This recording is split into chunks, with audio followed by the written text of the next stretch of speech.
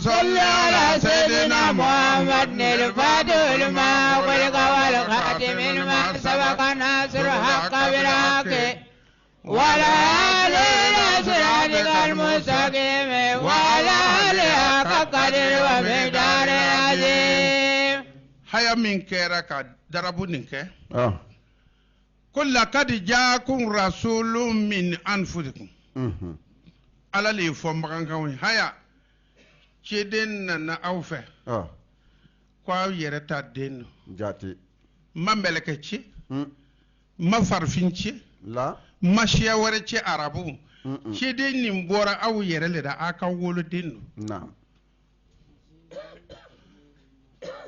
wotuma na du fora awye ko chedin chira kana aw ma kwa bora aw yere kunira muhammad na ka shire fambe la jenna أشهد أن محمد رسول الله لا إله إلا الله أشهد أن محمد رسول الله لا إله إلا الله أشهد أن محمد رسول الله لا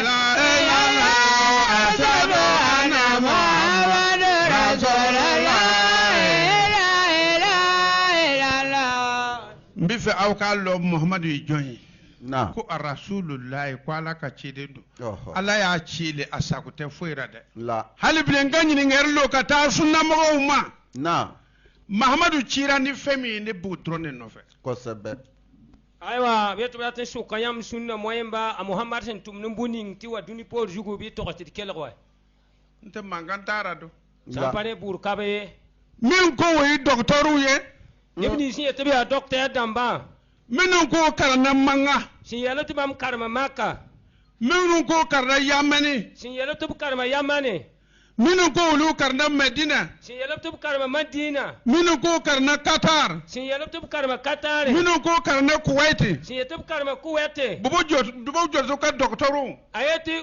bobo jula so docteur damba andi wa dugu taw ani wa dugu remba ani docteur mu yewulu karan arbu jamana nay ani ni sinkel sembe dunia por jugufa jiye wa bia be ayeti dunia wa hab safa gili ana sunna be ani sunna fa gili baw nyinge dakuru nyakele am sukrayam gom yengta muhammadu cirandi qur'ana le wa sunna le dira ko kana a muhammadu tumala nin qur'an bi ya sunna laptum ne yin ngallo yin asukre karate na ya foye ka baba na ayati zabar kabe san to ko sabun tumne buning bana zabar kabe jafar muhammadu cirani sunna le ye sami kamta muhammad tumani sunna a qur'ana hayan yeni ye a qur'ana aya Allah woto bi wini gumtum gese ka sunnata cema fa taw ma fana nto sunna nto sa pogombe nitum kelere akana mananga ni kuma wara de rawa to on wayni ngom yale zengde wa a cirani sunna kitabu mi a togo flendi ye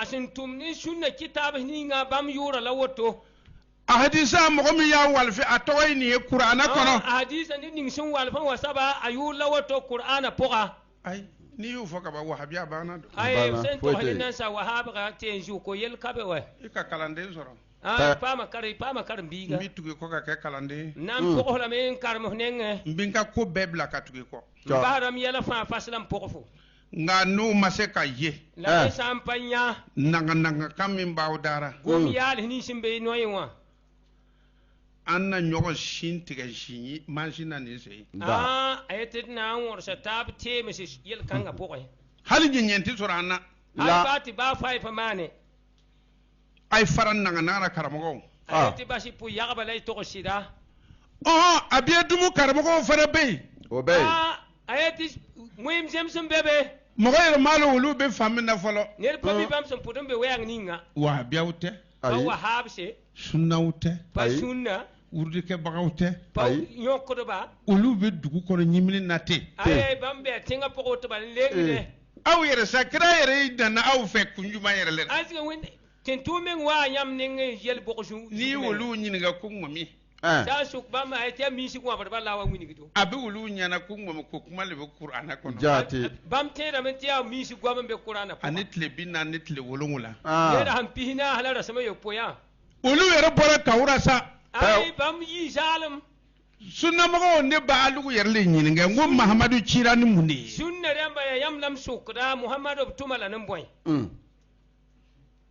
mais n'a duma sɔrɔ k'a fɔ n ye ai sampa pam kibaran togosma n'a wo sugu dɛ fana mbasi ka taa yɔrɔ ja a kana dan yan wahabiyaw n'a sunna mɔgɔw ma dɛ ai tira tekki bubo kane sunnam la bonrem ko n bɛ magan sunna mɔgɔw yɛrɛ le ma ya mak sunna ya menglam sukdo to a n'a wahabiyaw ni ya wahabsa fɔ magan kɔfɛ n b'aw ɲininka hal ma por mengam sukde la me ne kɔni golo filen don kosɛbɛ aw kɔni golo gɛɛlen don nyam gandi ya jense kɔrɔna jigira aw ka kan na qur'ana siga ni nyam gwama n'aw bɛ se ka sunna tɔgɔ yira ne la kɔrɔna kɔnɔ a y'a yira sa mikti tun tɔgɔ sama sunna vor qur'ana poga bi wani atam gese ura linga ɲininkali kɛra o kan suka yel kan jugu bi jumalo in na nda juma novembre kalo tile 22 ya novembre raham pisi la yib a san 2013 ayum tusa yib la yum pila taba yum u ka an sɔrɔ bobo julaso ya tun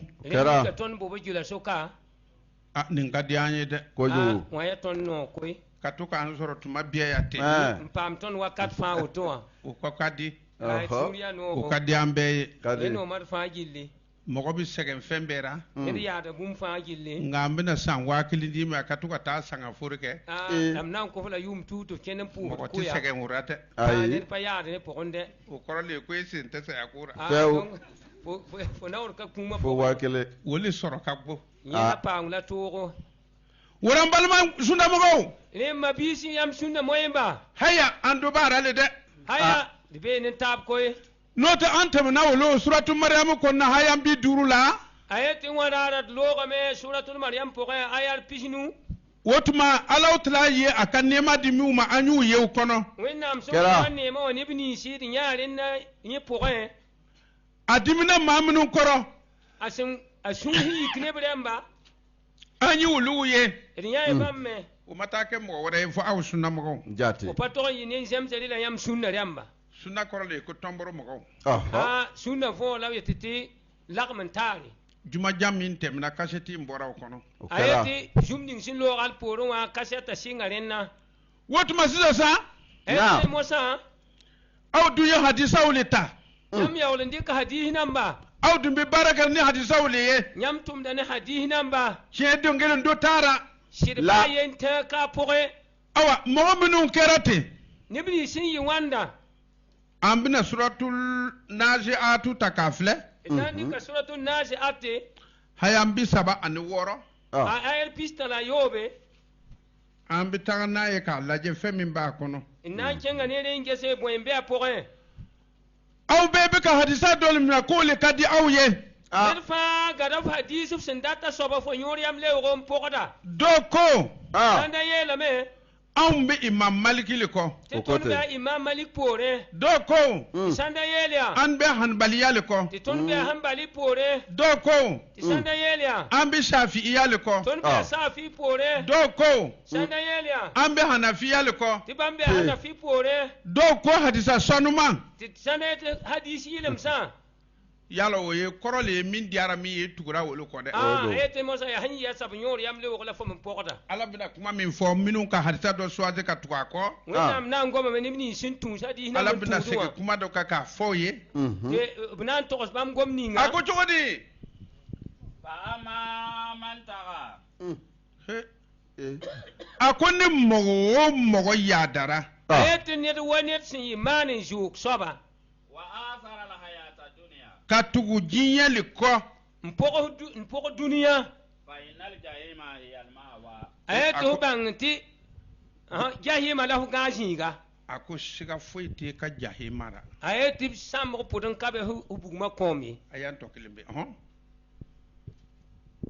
wa ma man khafa maqama rabbih an sɛgɛrɛ ka yɛrɛ dɔɔni tugu ko mɔgɔ mɔgɔ don siran na a tigi ala ka lɔ yɔrɔw ɲa ayet ne woni so wa ya sa so ba wẽnnaam yal so zinga ونهى النفس عن الهوى ka yɛrɛ ko sama k'a bɔ a yɛrɛ ka ninsago ma yanni k'a fɔ bukari ka di ye in kɩdga meng n ya yõor yam leoogo sãn fo na n yetɩ buhari noom fo yanni k'a fɔ muslimu le ka di ye sãn fo na n yeta muslim noom fo yanni k'a fɔ imam maliki le kɔ sãn fo na n yetɩ imam malik n be la fo pʋgda yanni k'a fɔ i bɛ hanafiya le kɔ sãn fo na n yet fo pʋgda anafiyi o bɛɛ tɛ e yɛrɛ ka ninsago mɔgɔw ye wa yẽ fa tɩd yaa fo yõor yam leoog pʋgbo a ko n'i sera k'i yɛrɛ sama ka bɔ ara do a yet fo sã n tõog n tak f meng yẽ pʋgẽ do فإن الجنة هي المأوى i ka ɛrɛjina sɔrɔ siga foyi t'u la a yet fo arzen kom a yet yẽ lebga garanti ne fo mais sunnamɔgɔ lam sʋkra yam sũnda rãmba e sera k'i yɛrɛ sama ka bɔ bukari ko ra wa est ce que fo tõog n taka f meng yɩ buhari pʋgẽ bɩ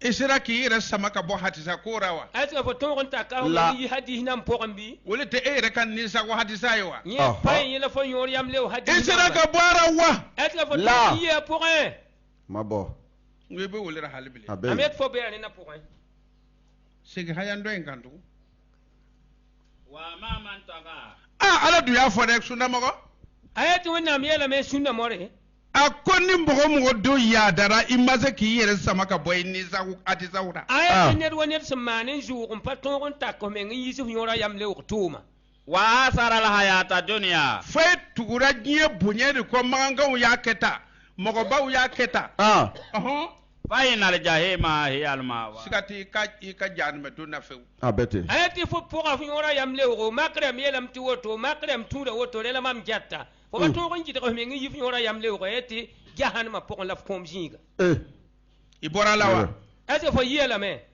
wa sunna a yet tɩ sũnna awa ni alakira nana ni fɛn min ye n b'o le nɔfɛ hali bile a yet wẽnnaam tɩ n tʋʋm wa ne bũmb ninga ya rela mam baood nanda ou bien aw ɲinɛna le wa wo be yãmb ningam bɩ surtout haditata ayanta ani duuru ni nin français fɔ Pour celui qui est révolté, pour celui qui aura préféré la vie de ce monde, la fournaise sera un refuge. Quant à celui qui aura redouté de comparaître devant son Seigneur et qui aura préservé son âme des passions, le paradis sera son refuge. Sourate, il s'est renforcé. 80e chapitre, verset 37. Merci. surtout hadith ayu sɛbɛ a y'a numéro ta n bɛ ni suna mɔgɔw le min mana k'an cɛ ma yan ani minnu bɛ sugu la ani suna misiriba mɔgɔw a ye verset in ta k'a filɛ ne bɛ to fɛn dɔ le ɲinina aw fɛ n ko a y'a yira n na ko kira cira ni suna le ye Njati. hadith hayan tan ani duuru ka taa lɔ hayan tan ani wɔɔrɔ Alam yani lillazina amanu. a ko a minnu ko a limaniyana y'a lɔ a ma se aw fɛ ten wa a yet yãmb neb nins yetɩ kõosɩra yala pa ta yãmb ning woto An taksha qulubuhum li zikrillah. alu ka jusukun ma se hali bile ka siran alaw tara ka ko fɔrla hali bile wa ko a limaniyana al mosa yãmb sũy ket n pa yɛɛse ne wẽnnaam yʋʋra tẽegre Wama najala min al-haqqi. ani fɛn min jigira ka bɔ tiɲɛ ra alu jusukun ma se ka o minɛ fɔlɔ wa bũmb ning sẽn sig n yaa sɩda yãmb sũyã ket n pa gad wãnda Wala yakunu kallazina.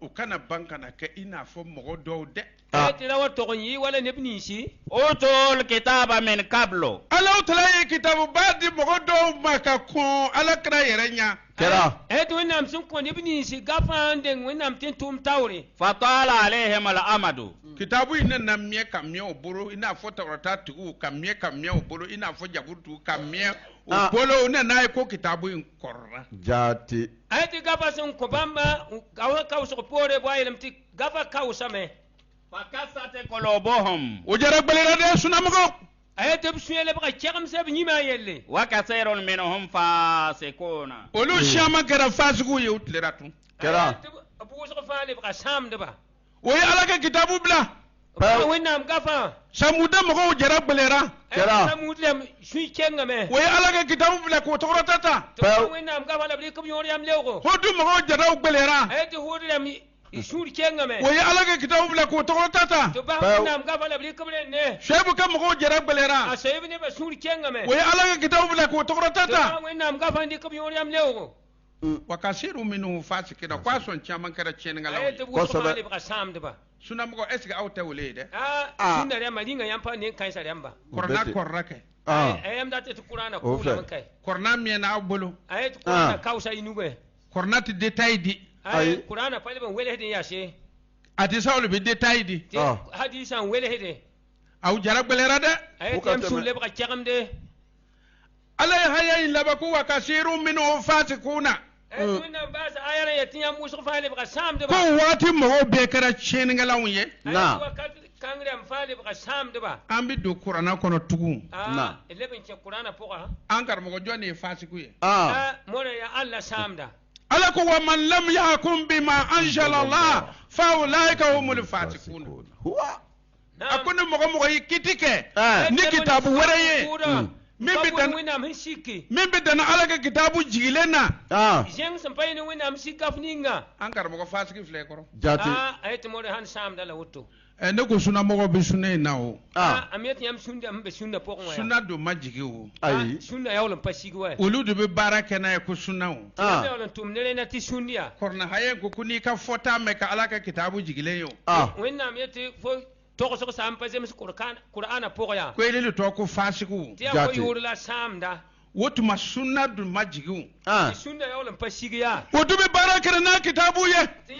tum ne kitaba o be kuma ne hadisa ye yam gomna ne hadis namba ka sura majigi sa mikta pasigi e fasigi sarga bi fe taaddi sunna mo ma eto santare sambe do abe kenga to ma ni sunnu more wa karamo fem bi kuma moro sun gomde ni kita wore min majigi nin ka fjen sun pasigi fatigi ya sarga mana kife taka dama ayete sang do asam be fnen be fjen to kwa mbi ka nyine ga dron da kurnya kele sunna mago alu da sunna ni ado majigi o yam sunna ya pasigi alu do be kuma na nayo yam ya ngomne lewa do aw dumbe munne yesa yam ya boy mosa dina poka fasigili bayi wache tigili bawye sam de la yam bi asiremba nyine ngalulo ngaw ñi nga dakuru ñakele aya shukru fugu tabala jiye suna mo be bo taw dron tede la dunia sunna ram fala musukra kamina ya fom maga fom ba ko fe ta ndi ka de to ta har mak pore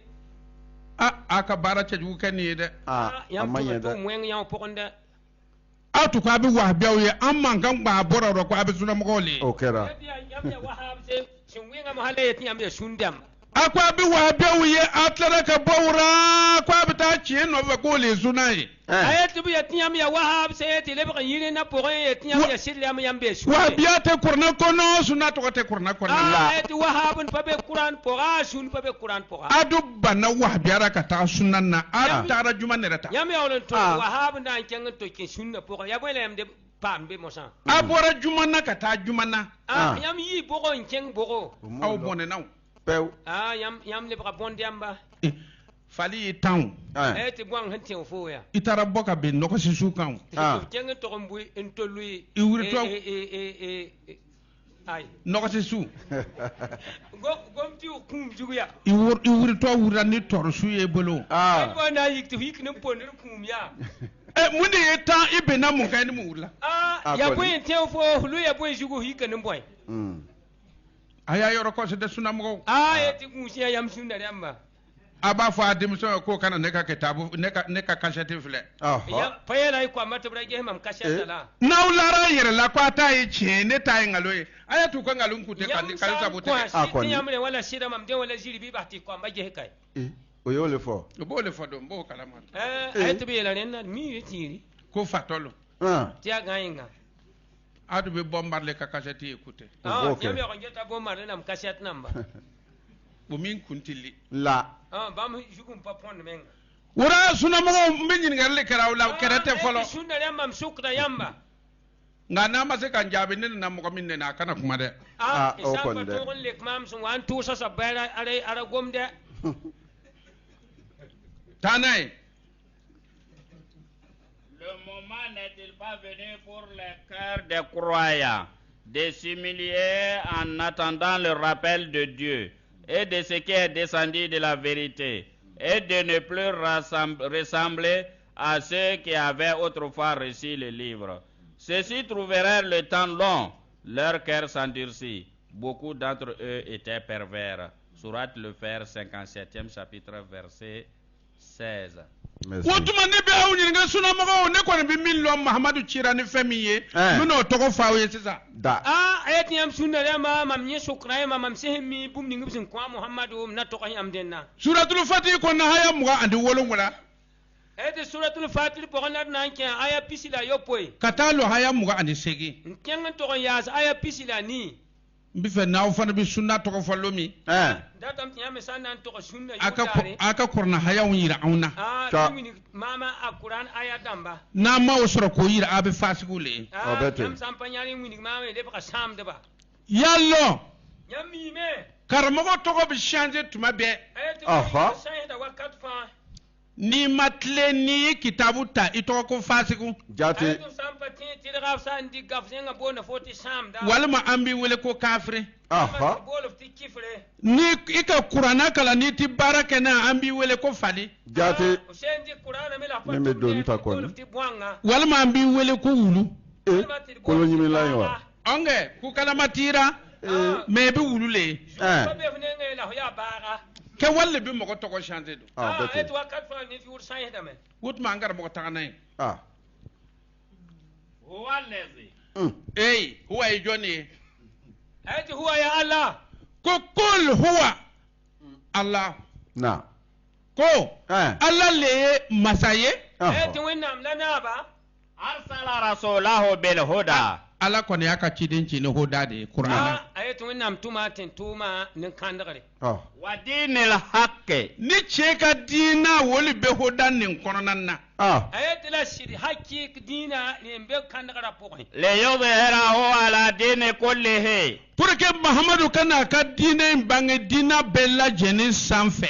O yingita Muhammad na wan fe na ka diina fa gil jugwe. Wa kafa billahi shahida. Muhammadu ma wasani sahaba ye dɛ. Ayi. Ama wasani Bakar Sidiki ye dɛ. La. Ayeta Muhammad pa se kameng ne ashab saye.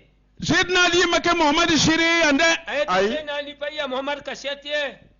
Amba Aisha to make Muhammad shiri yade. La. Ma Aisha pa ya Muhammad ka setiye. Bubakar Sidiki make Muhammad shiri yade. Abubakar Sidiki pa ya Muhammad ka setiye. Sayyidina Umar ke Muhammad shiri yade. Sayyidina Umar pa ya Muhammad ka setiye. Sayyidina Usman ma ka shiri yade. Sayyidina Usman pa ya Muhammad ka setiye. Ko ala kelin ne ya shiri. Ayeta ya wenna mbale ya shekra. Na ya so Bakar tun kɛra seere ya. Ni Bakar ti kitabu min bɔ an tun b'a fɔ ye tiɲɛ. Abubakar sin da yakin kitabu ni ngade tamtire ya. Ni Seydina Ali tɔgɔ ti fɔra yan. Ni ta Seydina Ali yuda pudaka. N'a ti kitabu min bɔ an b'a fɔ o ye tiɲɛ ye. Kosɛbɛ. Kitabu ni ngade tamtire sida. Sunamɔgɔ. Sunnera. Abu Dawuda ye jɔn ye. Abu Dawuda ya Allah. An ba Kadija tu ye jɔn ye. Ba Kadija ya Allah. Aba Hurairata ye jɔn ye. Aba Hurairata ya Allah. E de b'u ka kumakan min na o do tɔgɔ tɛ yan. O tɛ yan kɔni. Tifo ya ndi ba mu gafara min tumne tabi yur ka Qur'ana po. Ko Ala le ye Muhammadu seere. Ya ya Muhammad ka sete. Wa Ala le ye kuma do Muhammadu dara ko a k'a fɔ. Ya win kan ninga Muhammad a gomda ta tɔgɔse. Mais sunna bɛ min? Sunna bɛ ya Musa. Ko a cira ne hodan ne ye. Tuma nin kandagare. N'i y'a mɛn ko hodan. O ya umti kandagare. Ko kana. Ya kandagare. Français la ko direction. Ti bon ni français direction. Qur'ana le Muhammad dirige n'o tɛ sunna tɛ dɛ. Ya Qur'ana ntira Muhammad tira la spasuniye. Ayu mewa. Nyamu manebi. Wutuma an karamɔgɔ taa na ayan tɔ ye. Muhammadun Rasulullah. An karamɔgɔ ka nin kuma in mɛn. Ko wa ko Muhammadu ye Ala ciden de ye. More fo uma wanda bi ta Muhammad ya wenna am tentuma Aba Hurairah ta ya dɛ. Ayeta ba Hurairah kala Bakar Sidiki ma ko fɔ ya dɛ. Bakar Sidiki kakare. An ba Aisha tu tɔgɔ tɛ ya dɛ. Aba Aisha yur kakare. Wa ne Jafar yɛrɛ tɔgɔ tɛ ya. Ayet mam Jafar men yur kabe. Ne yɛrɛ ta tɛ yen. Sunnamɔgɔ kuma tɛ yen. Tɛ yen. Fa gom sunne de. A ko cogo di? Walladhina ma'ahu. A ko minnu ni Muhammadu bɛ ɲɔgɔn fɛ a ma mɔgɔ tɔgɔ wele. Ayetla nebini simbe ne Muhammadu. Asidaw ala kufar. A ko o y'u cɛ gbɛlɛw ye kafiriw kan dɛ. Ayeti bam ya BBS kifu da majugu. Ruhamau bainahum. Min na fɛ jɔnni ye kafiri ye. Muhammadu n'a ka mɔgɔw tun ka gbɛlɛ a kan. Jate. Yala kifre. Ɲɛfɔ an ye. E y'o faamu wa? Mɔgɔ mun tu ma sɔn ala ka tawurata ma o ma sɔn lenjili ma o ma sɔn kurana ma mahamadu tun ka gbɛlɛ olu le kan n y'a fɔ i ɲana mɔgɔ min ye ala t'a dɔn mɛn ka yɛlɛmɛ ka baara o le tɔgɔ ko kafiri n'o tɛ jotigi bɛ su le mahamadu ma gbɛlɛ olu kan ayete a muhammad da kegam ne porin da mani nibni zugu ya kifa damma ya taurat la lingil sun kobre man pas alquran to biya ko pasaka muhammad da kegam ne ba maryam ba yasida rahama bainahum akuni alakra na ka sahabaw ye rahama bainahum ako arahmatu le boni nyonche urahama wo ye munne ye ina da male boni nyonche hina ye munye qur'ana ko hodan wa rahmatan wa bushra lil mu'minin ayati bum ning da be muhammad ne sahab sa suka ya alquran aya da mun da be ibn tab suka ya yol so la nimba joya kan da be ibn tab suka muhammadu na ka sahaba to be qur'an haya ne fonyo yi ayati muhammad ne sahab sa ara ya qur'an ayaram da kotaba o ka misiri ko no be qur'an haya ne fonyo yi ayati misiri po ya qur'an ayaram la kotaba yalo aw be ka hadisa do la sisan ayati nyamman ga hadisi jeng mo sa an-nisa'u min hawli rasul te pagabin da ku winam tin tuma muso mun tubisi ka alakira anture pagabin sin da shi ku winam tin tuma ulu fa muso lu tubisi ka alakira anture bam ta so pagabe tam te pagabin da ku winam tin tuma ni babiya kuma isa ayati yawo ya manyet gwamde ni babiya da walu nya kuma isa ayati yawo ya mankin gwama ni yi babiya kisi ya kan isa ya boy manyet gwam la wanda ni yi fa for yere le isa ayati waya yo la su gwamde aw ba wuju wo bira gbansan ayati nyuga nyamma nam zalim kira tu be seri misiri ko na ale muso tun tɛ yen ayati winam tin tum da pu ni mi ni ko ba ti pagame ngra kabe ale kangar la ko kana seri misiri ko na muso be yɔrɔ min na ayafo winam min so gala nugu tara pus mi si po ga pagam se be mi sini ayafo aw buna wuli ketlon ko yete yam wari kre na man guso to demson ko te fa ba fo ti kom da yete bna yela me tanaye yabtaguna fadlan min Allah wa ridwana ako alakra na ka sabaw woti be fisa madiya le nyini ani jin alaka jin wuluma ayati winam tin tum ne sahab sa rabaw da winam yarda la jemso tara umrukan sujadan ako muhammadu kan mogo ayata muhammad neba ni yu ye tuma sun ya wakati obi uruko ke obi sujudu be manda uruko manda sujudu simahum fi wujuhihim min athari sujudi ako hali ni yu ye ukata mashembe o tendara sujudu ben sababu koso ayatu sanya babu nindara pogo fayata sujudu funa abninga pogo sulamaya bilonni tendara sujudu le wota masene fora ayati silam bang da ne ninda o kapogo sujudu man ko sin kursi ka tigete ni sulamaya biloi la ayati pap jengla silam bang da nengi bomushi ta jenya tan ni abidoi ayati tiang wokolum la bang silam na sabnengi bomushi ko na bore ka bama ka bla kana li ibada kenye me ka foko le bina presidento taide ayati tiang yi sampa ma be man ga ta yi soma la yeti ale na la dina po to da borota munate nu woli be suame ya presidente la ayati panugu ka ba ngini ki silam ye ala mo foya la ayati wona paye de kaye ako urko ani sujudu ani anobe ote na fensa ba suame ya kuma bana ayati ya vun simbe ni dara po la sujudu man ro la urko man ro mbalma mabisi tana etu dhalika masalahum fi tawrat sunama wo etu kalama wa ako ni misali albe tawrata kono sunna mo ne fa babangla ayati masal kan arabe ha tawrata poka wa masalahum fil injil ako o kam misali abe tele injili kono edu ko tawrata injili kwa ni mantetu ayata masal arabe tawrat la injil poko to fa yati tawrat la injil pa somaye kwa nyangamina okote sunna mbini nyinige ala bi so muhammadu ka tama senga nyagame tawrata injili ko hali na danawma tawrata bi tika kenga lo yewa ayati te ka wota eske tawrato yeziri tanai ke jarin akwai na fo senga fe ayati bi wala kafu akhraja shati'ahu akuni senga fe wura banu kun kota a falinga nun kun kota ayati wala kafu sana mpushigi yi woto ya hanya kada shugu fa'azarahu tumana sesa abina yerga tuko ho nyaki amse Fasaglaza. Akwa bina buliya. Ayetana sisaka me. Fasawala sokehe. Abina dakaye fana asunkan. Ayetana shamsa taban yakada sugu. Yoje bojura. Ah, akuri senege bagaya akashima fa be kabako ya. Ayeti puga sabsanya puga hambe nelu to amanda yel swalama. Yariza behemel kufara. Ni fara purke ka kafiri udimi. Amma mana woto na yeti kifu damba suya yiki. Wa'ada Allahu allazina amanu.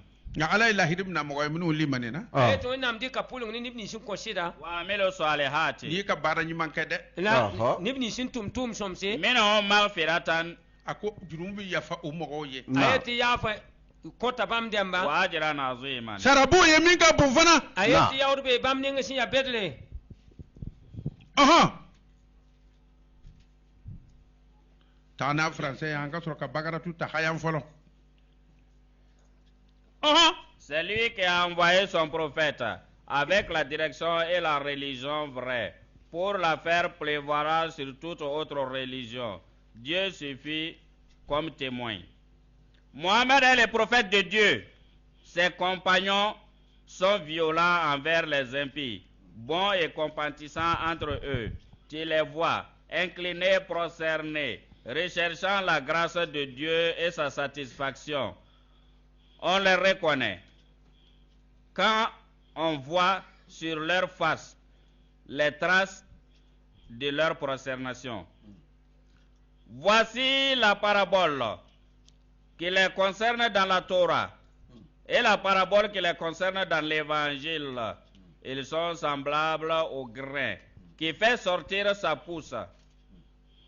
Puis il devient robuste. Il grossit. Il se dresse sur sa tige. La semeur est aussi d'admiration,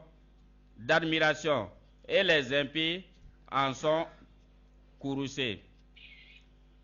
Dieu a promis à ceux d'entre eux qui croient et qui accomplissent des œuvres bonnes un paradis et une récompense sans limite. 48e chapitre.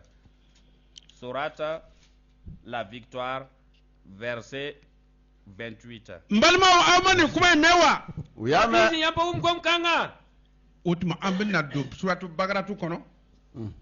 Nale bin kiyan suratu. Kasuna mo nyininga munne ye hodai. Leben shuknyam sunna yamba ya boyla hu kandagare. Note anyak foko hoda. Sham yamsa tubeti hoda. Munne bi farnyonga nga ke hodai. Na. Eti ya boyin pa hatab tubeti hoda. Ambi fe ko le fo awye. Na to san yamlenda. Nane suna mo be kuma aba fo ay munne hodai. Sun mor sangwam bi suka ya boyla kan. Tanae. Alif Lam Mim. Akodi? Ako alif lam mim. Ayi harfu sabadi fo iye mbalmanche. Ayati akwa ayara tab kibari. Zalika. Imaye. Alo ko alif lam mim ko ala wa alam bi muradi we ngalon kuma yi. Ala ma fo ibla korna ko nama min korfo. Few. Ima lo yi fagura idabo karbo kuma na. Ele fagura tagallo ko fe. Jate. Na ako ni alif lam mim. Ayati alif lam mim. Kuzalikal kitabu. Ayati ya zalikal kitabu. Ko kitabu togollo. Jate. Ya gafa yula woto. Kitabu mi farfarra nyongo kataka utogollo ko alif lam mim. Kitabu ni sinna taba tubtokom purbiuta alif lam mim. Akwe imma o kitabu illowa. Ayati ban kitab kangla. Zalikal kitabu. Ako kitabu min togo fare ita. Ayati gafning yoron kofo wotowa. La raiba fihi. Ako siga tarawo. Ayati sikpa be apokon suna mogo eko siga be korna kono. Mo sunu mo refo yeti sikbe Qur'ana ko korna be ma detail.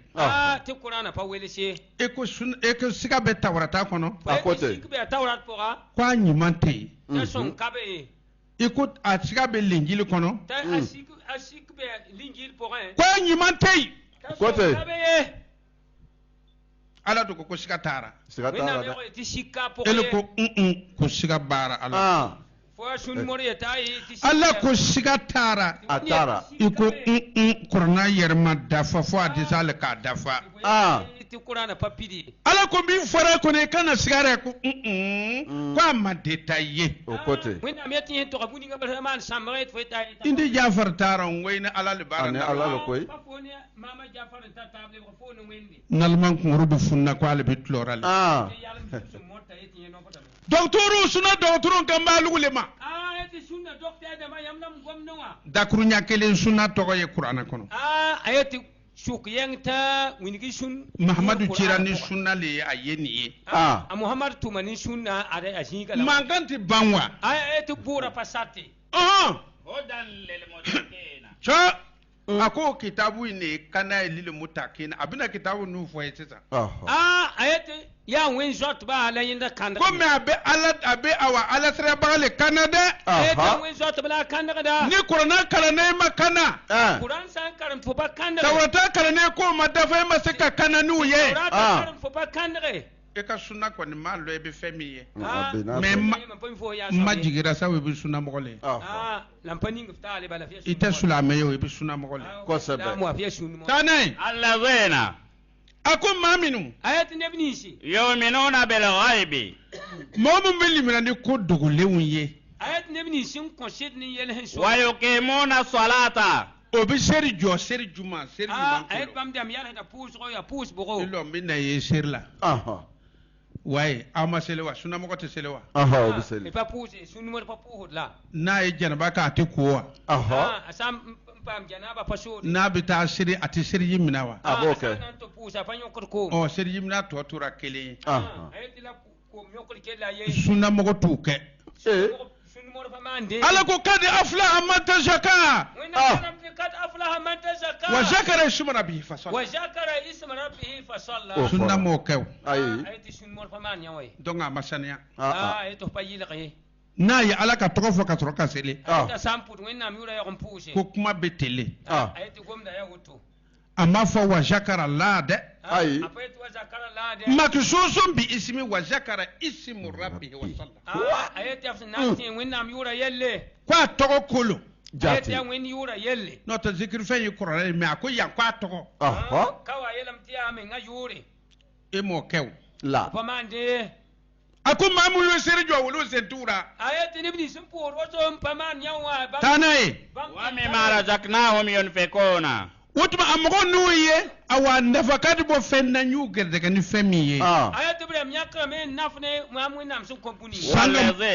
san ka minnu 200 200 ka to 200 ka to fɛ dɔrɔmɛ 5 y'a jaga ye o tɛ ayati kobisi nya ko kila nu azaka o tɛ i ka dɔrɔmɛ 10 sɔrɔ ayatu sampa mo kirpiga kɔnɔntɔn bɔra a jaga ye ayatu wakira waya fo so ayemra azaka i ka dɔrɔmɛ 6 sɔrɔ sampa yobe i ko a dɔ ma se jaga ma ayata pata jake i taara ka taa mantigɛ san onda nanguri ka dɔ bɔ k'a di ma k'a di dɔ ma nya kan kon nera to bɛɛ b'i i ka kan ka mɔgɔ min sɔn i b'o lɔn don a dɔn lo n'alima ni m'o dɔn ayi ani tɔgɔ ɲinibaga ani yubawda n'alima t'a la a kan ka mɔgɔ min sɔn la tɔgɔ ɲinibaga t'a la a kan ka mɔgɔ min sɔn o bɛ ten mais n'a y'i sɔn i k'a minɛ tigɛ bɔrɔ 100 bila nin bɛ fɛ e de bɛ tigɛ feere mɔgɔ ma o bɛ taa kɛ marabatigɛ ye nanguru yon pisi be on ngat fanya kan contempt to nalma man ka ke son tigara do la aka kan ka di mɔgɔ ma ka fisa mɔgɔ min ye a sumun ko ne ni ye sama mais comme ale tu lo ya di ma minɛ comme yin pami wa an ko fo warere i ka di dɔ ma jate walima i b'a fɔ ye taa di nin ma o to fo yala kenga to ko jagala e ti ne lɔnda ne le bɛ tigɛ feere ya taa di nin ma fo fami ma me ma man ko nangul ka to u tɛ waasu ye i b'a kalan na le ayet ni ne pa pugu be o tuma tɔgɔ jiri bagan fana a t'a sɔn mɔgɔ lɔ jeliba nana ni kati ye ka na lɔ e fɛ o P50 b'i fɛ o yɛrɛ man ɲi o e bere wura ka lɔ ka 6000 di jeliba ma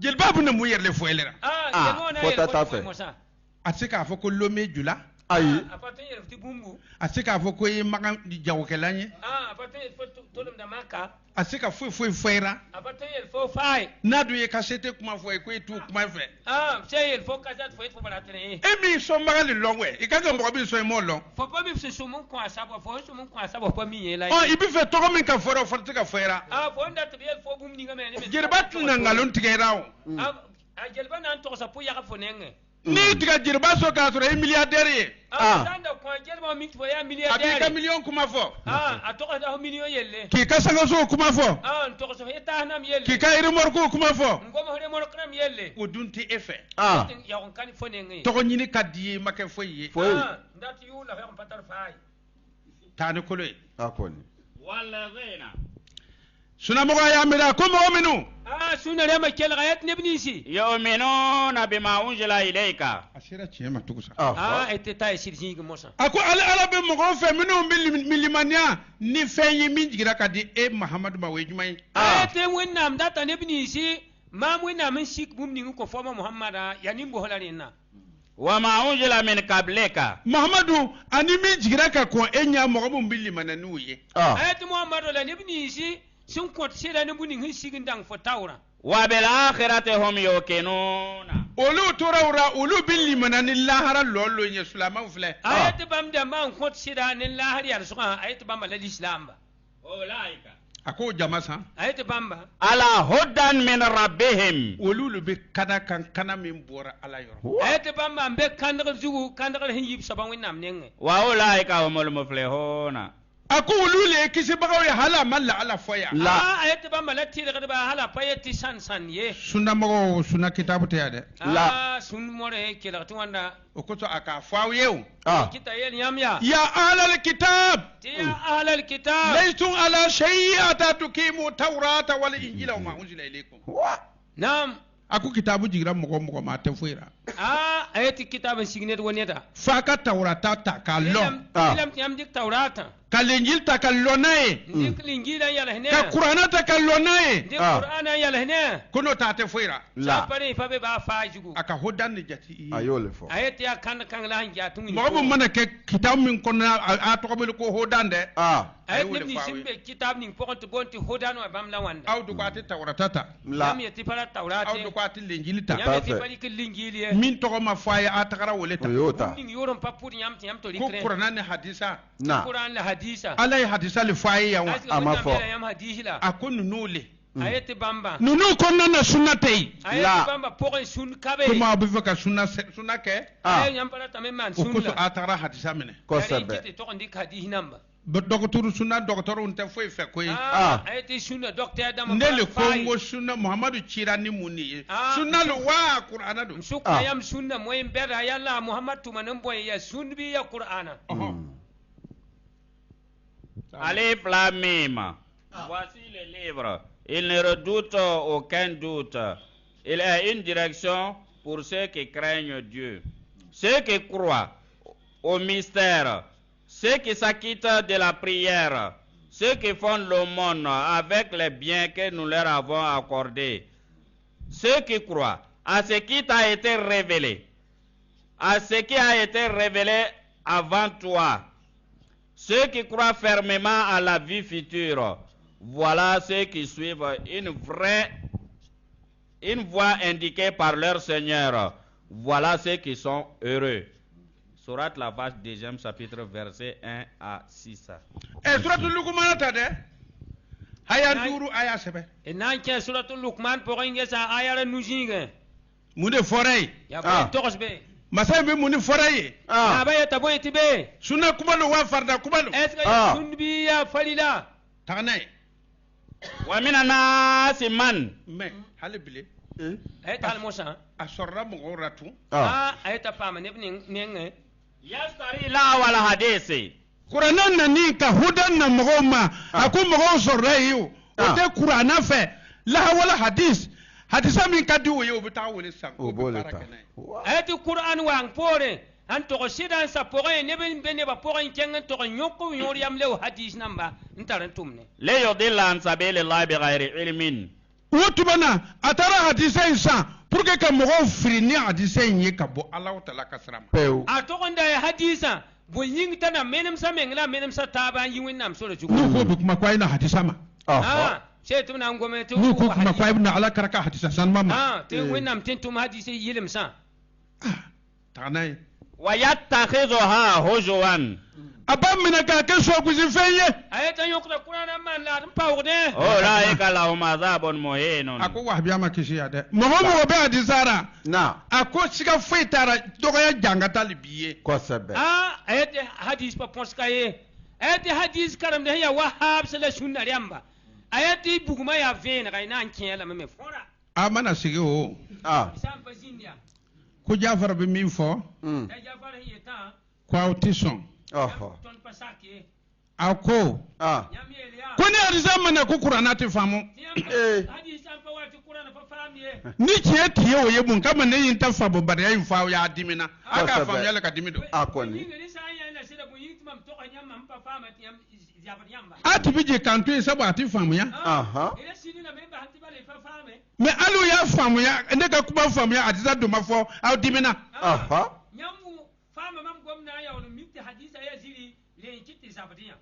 Ngwa ka dimili ba yire kwa ya famu ya. Ya famu. Tanai. Wa idha tutla alayhi ayatuna. Ako ali suna karamogoni. Ali wabiya karamogoni. Ako ni alaka korna hayan fora batra mogonye. Eti sunna mora. Eti wahabga. Eti ma winam ayra san karma soba. Wallah mustakbiran. Ako karmoke ba yire koyele ma adimili ba. Ka yere punya. Lam yasmaha. Abeke kuma korna hayan mi fora kuma mame. Ayata manam tu Qur'ana ayra han karma ya wanye fa wumaye. Kana fi uznayhi waqran. Ina fo boloni turni ma tlo amame. Ayati ya wala bayin inshira tuba fa wumye. Fabashirahu bi azabin. Shahidu karmo kana siga afo ele karmo cheni bina jenile hali siga tara. Kosebe. Ayati sunna mora ya wahab ya funa nyoka me hali shikka fo nyoka. Sunna mo bi jenile siga tara. Kosebe. Ma bonyera ka fo alale ko ka fo ko sunna mo mi ba atizaka ko bi jenile. Kosebe. Ko jeni ko burdinga jeni. Kosebe. Tanay. Tel homme ignorant se procure des discours futiles pour égarer les autres hors du chemin de Dieu et prendre celui-ci en dérision. Voilà ceux qui subiront un châtiment ignominieux. Quand on lui récite nos versets, il se détourne avec orgueil, comme s'il ne les attendait pas, comme si ses oreilles étaient frappées de surdité. Annonce-lui la nouvelle d'un châtiment douloureux. Surat Luqman, 31e chapitre, verset 6. Nene Jafar kumana ko ala ko magaka fo mo ye ko janme denno ko sabu ko masaba ayet mama Jafar sangome labe titinono ne pasumi ye neta ya bugu mbiga tanan pakiye me krabu kuma ni minu ye korna ko na uti sara lewa tum gom ne bra ma aska bra kimila wa bi jeni sunna mo wa haba na nyoka me wotu bana abna sotu jashiya tuta hayan nani aba fil alay muni faawiye Naam. ayati nandi ka suratul jasiyat ngese a ayara nase ya boy ngombe nere ni kuma fora mba fo nyana mosi kana pa kelin kan utina o mina ya nele sigin be mina kan pana longba yemrem na to sa fa jili cap Abugo. mi be kaza ti jouer aya jouer fana ni mina no nele be mina na ya tisa nyokrome ya mama me ta pa nyamie ya afaye ta kurup kan afo baka be ta ka Abe. nini yeta na man gwa mu so ba mama ya ken tanga juguti mora be ni era shiraka abuga ina de ambe se wa yokma me ngare na yit fano tani kolay Tilka ayatullah. wahabia sunna ayati wahabga sunna kuma bifte ko nile alaka aya wuye ya wanda la winam ayaramba Natluha alayka bil haqqi. Muhammadu nebe alaka aya ungala Muhammadu ye yere la sunamo an ba karana ka yira aura yere ati muhammadu mam karam da ayaran ma foma muhammadin ne shi da hakika wa sunamo re ton karam da qur'ana shi jugu ngini gida foma sunamo fa be aya hadisin nabi sunamo be din ga jide sunabe ani maga sunamo ani maga ko fe sunamo mbawo nyini ngara ala koya lo hadisa jumane be aw fe edom sukra yamme boboy jula so sunna moyem ya ne makla makporin dem sunna moyem ba ya hadis bogon be yam nenge ba'da lahi wa ayatihi yu'minuna ala loni ko ala le hayan tigiye eken ko kullo hadisa jumane bi fe ni be ala naka hayan to ka takalliman ya hadisa warma ko yake wannam ne alquran ke ngala tento malogor pore ti hadis bogola foma sun mor na lebon konsida wannam ne ayaram balogor pore yasa wailun li kulli afakin asimin mo ka ala ka korna ayan toy ka tuka kitabu waraw fo ala ko bone be o farnya fo nunu ye durmuto ayati ne wonir sambas wannam alquran ke nga tozo ngomdo yor yam le gwama yeti bone simpata tek kambe fnenge yasma ayatullahi tutla alayhi sunnamogo ibe alaka ayam mew hadisa karmogo ibe alaka ayam mew abikala reba mew ebe munke ayati sunmore fo uma winna qur'ana goma abere dumune ingil goma fo bahani nande bum pokot bon yasa abere dumune ba ka hadisa kan talebe mbe hadisa zugu baba shira ho be azabin alimi sunnamogo alay ko an ka fo sunnamogo ye hadisa karmogo ko ka fo ay ko bi jinnale ko sika ta ka janme diana sunmore fo pa kala aya kangala tum to ko hiyamba wahab se te ju ko sariam ya ne sunna moy matina nyo kame cha tare mo sike wa iza alima min ayatina shay'an akwani nayi alaka ayan dom londo eta samba winam ayara yemdo eta kaza ha hujwan ya be hayam na katuka so kuzi fama da fama wala sura qur'ana ayara Allah dan pa ko ne tan to sa ta wallahi kala wa mazabun muhinun ako o mo mun fleni ko jangata libe ali korna hayan so kuzi bay min ko amadafa ko fiye jangata boye ayati ba maryam ibn sinna alquran ayala man pa ko wa tiya nan shi nan zabra kan bene ba hadisa karamo ko tumudu na ba biawra hadis moyemba ayati juyi ke nyam manam nyetse wallahi tori ya fa faro kunu ayati ponda ke vola nyam banam yoya tasuma manana aba biesina fa faro jura ayati bugum yogona imanam sie jugu saper pompieu saper pompi ana tasuma fa ba biesura ayati wani saper pompi wa to kis bugum manam ba sie Voici les versets de Dieu que nous te communiquions en toute vérité. Après les versets de Dieu, en quel discours et en quel signe croiront-ils donc? Malheur à tout pécheur calomniateur. Il écoute la lecture des versets de Dieu, puis il s'obstine dans son orgueil comme s'il ne les avait pas entendus. Annonce-lui donc un châtiment douloureux. Quand il prend connaissance de nos signes, il les détourne en dérision. Tels sont ceux qui subiront un châtiment ignominieux. Sourate eta kalamawa qui est agenoué, 45e chapitre. Suratu Asra konna na tu kalama hayam bi segini wolongula etu kalamawa eta suratul Asra pour faut pas mila faut pas miti comme suratul Asra pour wala daima mele faut pas vous me Asra konna na haya sebe eta Asra pour ayam bi segini ayam wolongula ayar pisni la yopoi Kolla Muhammadu ngwe ka fo danfo ye Muhammadu yatihel adam bisa la ine ji tamatel insu wal jinnu akoni jina ni anaman deun farra nyon ka mu sara mu be balula ani na wolo ayati yam jinnam la adam bisi sin kibla hin kyatba ise na taba ala an yatu bi mithli hadha alquran kana ni qur'ana nyore ka ba maka farnyo ka qur'ana nyodo do sebe ndatin na taba wani alqur'ana biligiri la yatuna bi mithlihi ako se kana na nyono yede la ayati pato wani biligin ta de ولو كان بعضهم لبعض ako hali na lon baga farra nyoga ka nyogon deme hali kun wala nyogon no tiga sabe otise ayati ya hali ba yam bang ba sanna taba song taba ipatwe man kulwala mengi wala kal sarafna linas mbina suna maga wunyinge alugu ko ala krali ya fa adisaro ko wayya kun be qur'an wa sunnati awli ko ala kra ko asa ko nawa aku wayya kun bil qur'an wa mislahu ma'ahu asakir kala bebe aw ba bien no aw te menengele wa tawte ala ka ko kan mena o ba mena faforo jengenu faforo suru no awti mennike o ba mena ya na bta do janime kon de kon baaw neni sane tinato ke buguma yam tura yam kanananda ka sur ala du yafa ko ranko ko ji